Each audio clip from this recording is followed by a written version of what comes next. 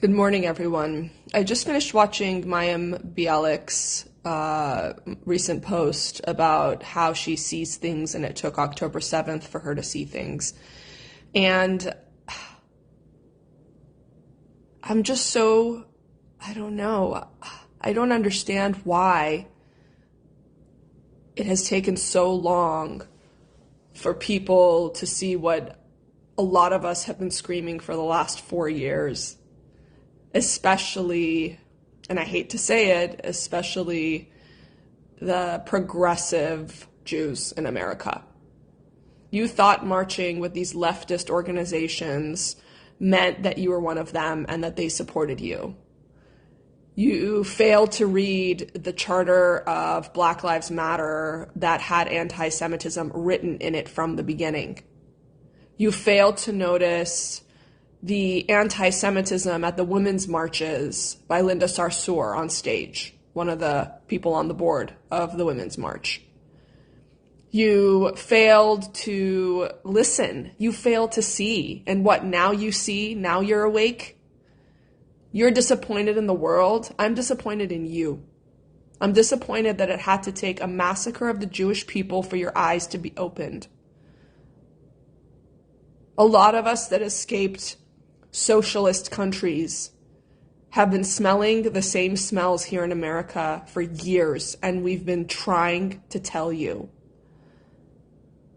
Why didn't you listen? Oh, there's just conservative voices. They're weird. They're don't make sense. They're this, they're that. They're conspiracy theorists.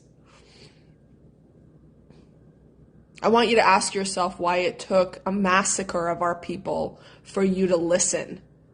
Maybe it's time you listen to voices again that are different than your own, just like we listen to you. Do not discount the voices of people who have a different life experience than you and who, yes, might know more than you. Growing up in your privileged, using your own word, in your privileged American safe spaces, never actually having experienced war yourselves, never having actually experienced anti-Semitism yourselves, and just turning a blind eye to what exists in so many places in the world. Because what, you wanted to fit in? Because what, you thought it made you a good person, it felt good? You need to wake up. You need to call out anti-Semitism. You need to call out Islamic extremism. For those of us that have lived in Iran, or places like Iran, and have actually suffered under these extremist ideologies, you cannot fix a problem if you don't make the correct diagnosis. We must make the correct diagnosis. We must listen to each other. We must be united.